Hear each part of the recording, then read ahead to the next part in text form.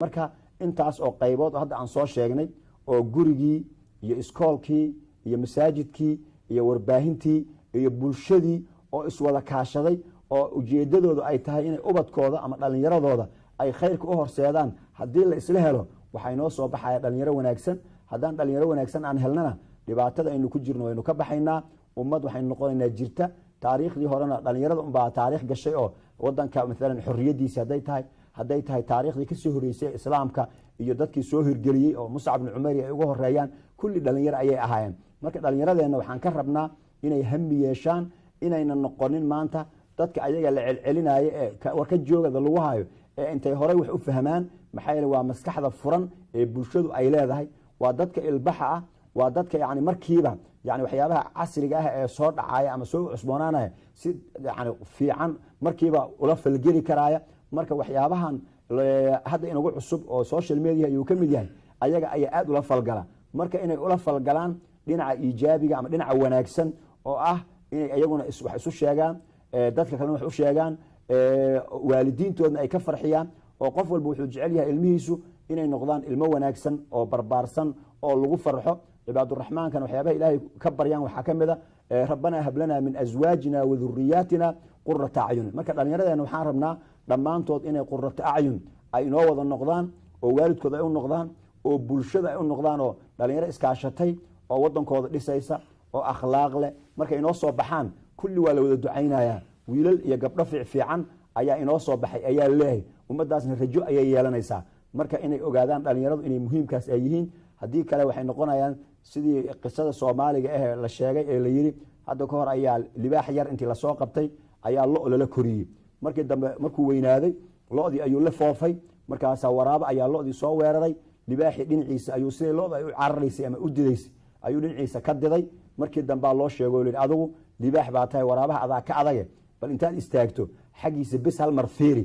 inaad sii ordame ah wuu istaagay wuu fiiriyay xagii oo dhurwaa uu ka soo socday ama waraabuhu markuu arkay libaax meesha ku jira ma warba u yaalaha wuu cararay bas wuxuu u baahnaa marka libaaxaasi in loo sheego inuusan lo ahayn ee uu libaax yahay marka dhalinyaradeena waxaan rabnaa inaan u sheegno inay libaaxyo yihiin oo bulshada wanaageeda iyo khayrkeeda dadkii kicin lahaa inay yihiin laakiin hadday isu qaataan inay lo yihiin oo ay mas'uuliyaddii ay lahaayeen ay gabaan oo ayagii ay noqdaan kuwa maanta dhan lagu sheekaysanayo oo la leeyahay warkan way xumaadeen seen ka yeelnaa khasaare ayay ayagana ku tahay waalidkiina ku tahay bulshadiina ay ku tahay marka inay mas'uuliyadaas dareemaan oo ay yiraahdaan annaga ayaa wadankeena iyo diinteena aan laga rabaa inaan hirgelino yani nin shaacir ah ayaa wuxuu tilmaamay dhalinyarada iyo ahmiyada ay leedahay markaas wuxuu yiri idha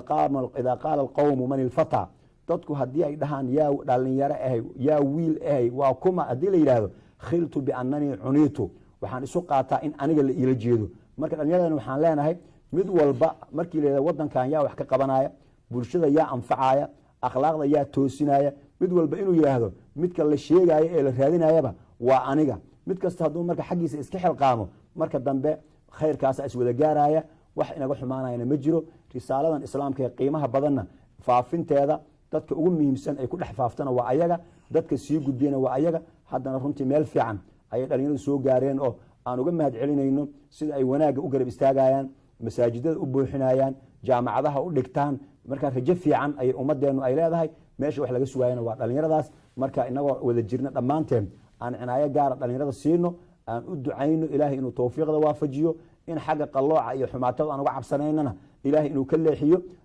xagga wanaaga inuu tusiyo waxaan ku soo gabagabeynaa dhalinyarada sida in loogu dulqaato ay tahay wixii ka khaldama nabiga sallallahu alayhi wasallam ayaa nin dhalinyaro u yimid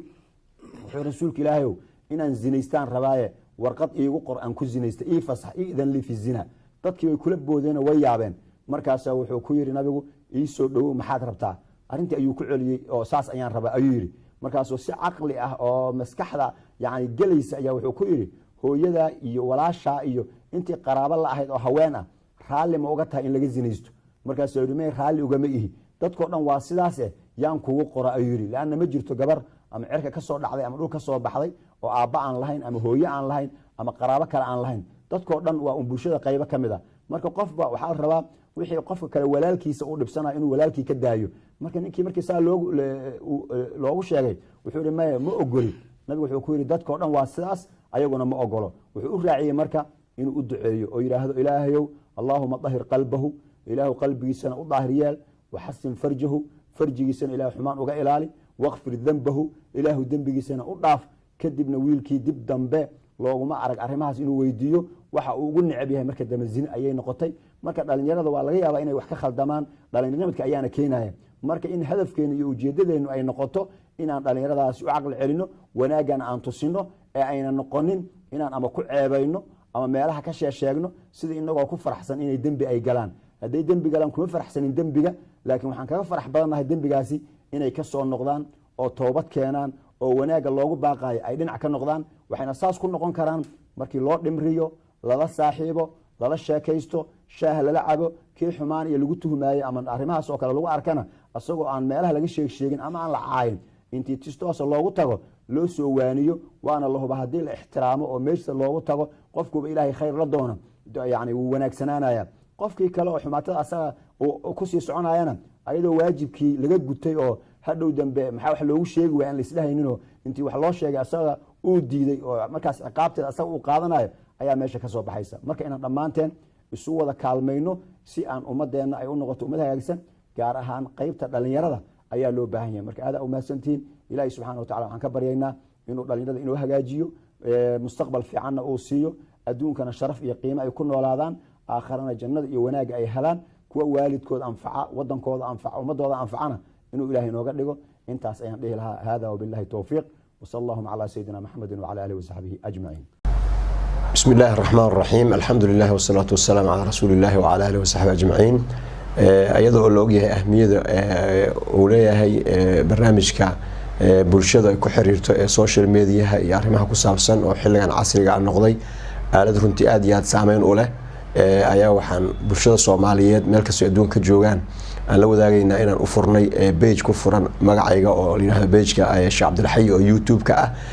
kaas oo la soo gelin doono barnaamijyada aan ugu talagalay in bulshada lagu wacyigeliyo oo ay ka mid tahay khudbada Jumcada ee isbuuciiba mar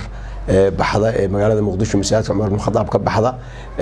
iyo waxyaabaha kale ee isleenahay baahi ayaa markaas ummaddu ay u qabtaa inaan yani aan u soo bandhigno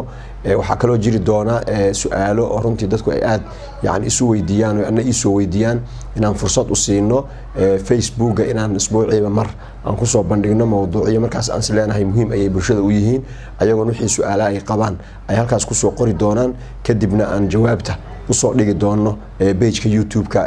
aan ku leeyahay page-ka Sheekh Cabdilxay marka dadweynaha Soomaaliyeed meel kasta ay joogaan waxaan leeyahay waad mahadsantihiin sida aad uga qayb qaadataan wacyigelinta bulshada kolba barnaamijka qiimo leh meelahaas lagu soo bandhigo aad marka aad uga sii qayb qaadataan iyo dareenka runtii wacyiga sareeya aad yani kaga falcelisaan hadba markii duruufta iyo mowduucyada halkaasi ka jira ee la maraayo marka waxaan leeyahay ku soo dhawaada page-kaas insha Allah taala waxaan rajaynaynaa duruus laga faa'iideysto iyo macluumaad muhiim u ah nolosha dadka isla markaasna diinteena islaamka iyo faafinteedana qayb weyn ka qaadan doona inaad halkaas ka heli doontaan marka saa ula socda waa mahadsantihiin wasalaamu calaykum waraxmatullaahi wabarakaatuh.